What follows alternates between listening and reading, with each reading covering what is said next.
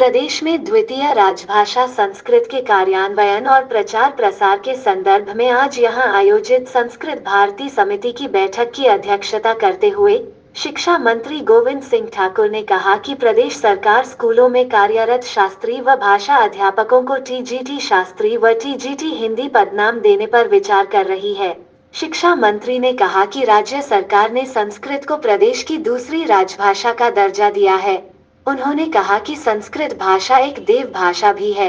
राज्य में संस्कृत का प्रचार प्रसार कर हिमाचल प्रदेश को देश भर में संस्कृत भाषा का मॉडल राज्य बनाया जाएगा और इस दिशा में प्रयास जारी हैं। उन्होंने कहा कि संस्कृत के क्रियान्वयन के लिए संस्कृत विषय को स्कूली पाठ्यक्रम में शामिल किया जाएगा। उन्होंने कहा कि संस्कृत भारती के सहयोग से संस्कृत विषय की पाठ्य पुस्तकें भी तैयार की जा रही हैं।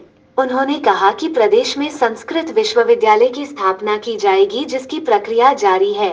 संस्कृत विश्वविद्यालय की स्थापना के लिए कुछ स्थानों पर भूमि का निरीक्षण किया गया है और उपयुक्त स्थान निर्धारित होते ही विश्वविद्यालय की स्थापना का कार्य आरंभ कर दिया जाएगा। इसके अतिरिक्त संस्कृत विश्वविद्यालय की स्थापना के लिए समिति भी गठित की गई है, जो इस संबंध में नियम व उपनियम तैयार करेगी। शिमला से वीना की रिपोर्ट। आज हम सभी संस्कृत भाषा हिमाचल प्रदेश में कैसे चले, और ये कहा गया है कि देव भाषा है और हिमाचल प्रदेश देवी देवताओं की भूमि है और यहाँ पर संस्कृत का प्रचार और प्रसार बढ़ना चाहिए। और इसमें मुख्य रूप से जो 4 बिंदु हैं उन पर हम सभी ने चर्चा की है और चर्चा के उपरांत हमने सभी ने ये निर्णय लिया है कि अब ये सबका सब काम केवल मात्र चर्चा तक ना रहे, अब ये इम्प्लीमेंटेशन इसकी होनी चाहिए। और उसके लिए विभिन्न समितियों का गठन पहले भी किया गया है और कुछ और करने का विचार किया गया है और इन सब कामों को हमको मिलकर करना है।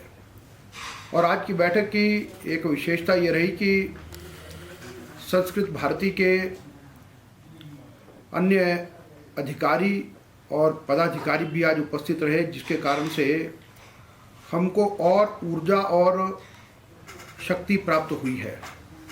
अब इस सब काम को करने के लिए सभी से निवेदन यह है कि हम जितना अधिक अपनी ओर से कंट्रीब्यूट कर सकते वो हमको करना है। लेकिन अब ये सब का सब काम कैसे हो, चिंता इस बात की है, क्योंकि केवल मात्र हमारी बातें घोषणाओं तक ना हो। और हिमाचल प्रदेश की सरकार ने संस्कृत को द्वितीय राजभाषा घोषित किया है। अब यह लगना चाहिए कि वास्तव में हिमाचल प्रदेश में द्वितीय राजभाषा है और उस पर कहीं ना कहीं हमारा कुछ काम हुआ, हम आगे बढ़ रहे हैं।